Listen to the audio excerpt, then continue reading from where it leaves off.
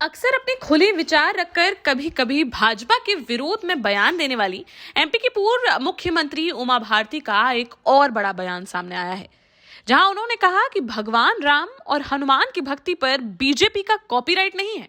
अगर हम बीजेपी वालों ने ये भ्रम पाल लिया कि नहीं, हमने आंखें खोली तब सूरज चांद निकल आए, तो फिर ये हमारे लिए विनाशकारी साबित हो जाएगा। पूर्व सीएम उमा भारती के लोधी समाज में दिए गए पार्टी विरोधी बयान का मामला अभी शांत हुआ ही नहीं था कि अब उन्होंने एक और बड़ा बयान देते हुए बीजेपी के खिलाफ खुलकर बोला है। जहां गुरुवार को वह छिंदवाड़ा पहुंची थी, यहां जब मीडिया ने उनसे छिंदवाड़ा के सिमरिया में कमलनाथ द्वारा बनवाए गए हनुमान मंदिर पर सवाल किया, तो उन्होंने खुलकर बोलते हुए कहा कि भगवान राम और हनुमान की भक्ति पर बीजेपी का कॉपीराइट नहीं है। भगवान राम और हनुमान जी कोई बीजेपी के कार्यकर्ता नहीं है। जब बीजेपी का अस्तित्व नहीं था, जब मुगल शासन था, अंग्रेजों का शासन था, तब भी भगवान राम और हनुमान थे। अगर हम बीजेपी वालों ने ये भ्रम पाल लिया कि नहीं, हमने आंखें खोली तब सूरज चांद निकल आए, तो फिर ये हमारे लिए जरूर विनाशकारी साबित होगा।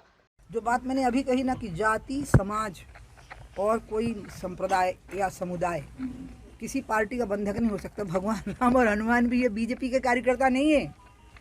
जब बीजेपी का अस्तित्व नहीं था, जनसंघ नहीं था, पॉलिटिकल सिस्टम नहीं थे, मुगलों का शासन था तब भी हनुमान जी थे, अंग्रेजों का शासन था तब भी हनुमान जी थे, और जब कलयुग के प्रारंभ के पहले द्वापर था तब भी हनुमान जी और राजा रामचंद्र जी थे। अगर हम बीजेपी वालों ने ये भ्रम पाल लिया कि नहीं, सब हमने आंखें खोली तो सूरज चांद निकल आए हैं, तो फिर हमारे लिए विनाशकारी साबित हो जाएगा। हमें इस अहंकार से मुक्त रखना, हनुमान जी के रहना है। हनुमान जी का कोई भी भक्त हो सकता है। और ये बात मैं पहली बार नहीं बोल रही। आपको याद हो, जब राम जन्मभूमि में मंदिर निर्माण के लिए कुछ कांग्रेस के नेताओं ने चंदा दिया तो बीजेपी के लोगों ने उनका मखौल उड़ाया।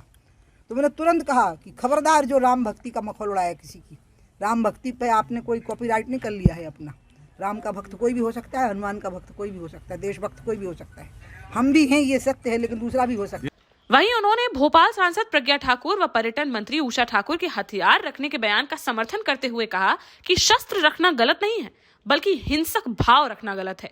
आज का भारतीय कानून आपको शस्त्र रखने के लिए लाइसेंस प्रदान करता है।